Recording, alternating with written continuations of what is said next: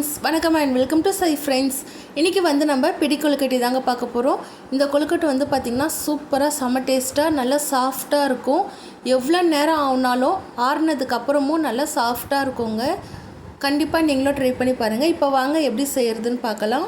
இப்போ வந்து நான் கொழுக்கட்டை மாவு எடுத்துருக்கேங்க. இதை வந்து நம்ம நல்லா வறுத்துக்கணும். ஒரு 20 நிமிஷத்துக்கு நம்ம ஸ்டவ் வந்து சிம்மில் வச்சு நல்லா வறுத்துக்கலாம். அப்பப்போ கலரிட்டே இருங்க, இல்லைன்னா அடி பிடிச்சிடும். நீங்கள் வந்து இட்லி குண்டானில் ஆவி காட்டி செய்கிறத விட இது மாதிரி வறுத்து செஞ்சு பாருங்கள். நல்லா கொழுக்கட்டை வந்து நல்லா சாஃப்டாக இருக்கும். உங்களுக்கு வந்து அரிசி மாவு நல்லா வாசனை வரும். வாசனை வர வரைக்கும் நல்லா வறுத்துக்குங்க.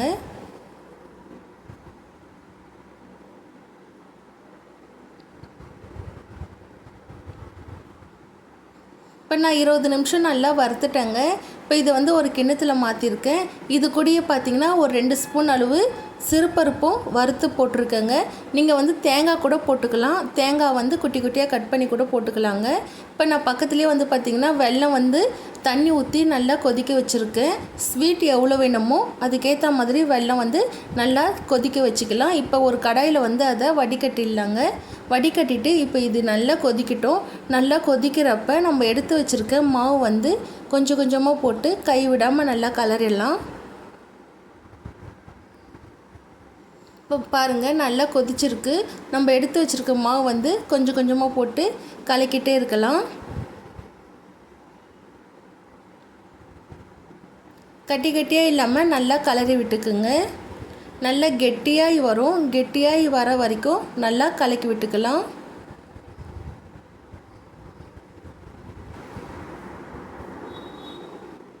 இப்போ இந்த அளவுக்கு வந்தோடனே நம்ம இதில் வந்து கொஞ்சமாக ஏலக்காய் பவுடரும் நெய்யும் சேர்த்து நல்லா கலரி விட்டுக்கலாங்க. இப்போ ஏலக்காய் பவுட்ரு கொஞ்சம் போட்டுக்கிறேன்.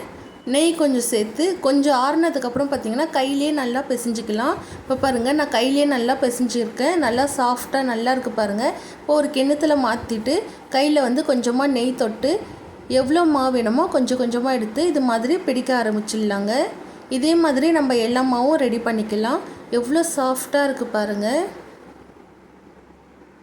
நீங்கள் இது மாதிரி வறுத்து செஞ்சு பாருங்கள். உங்களுக்கு கொழுக்கட்டை வந்து நல்லா சாஃப்டாக இருக்கும். இப்போ வந்து இட்லி குண்டானில் நான் தண்ணி ஊற்றி வச்சுருக்கேங்க.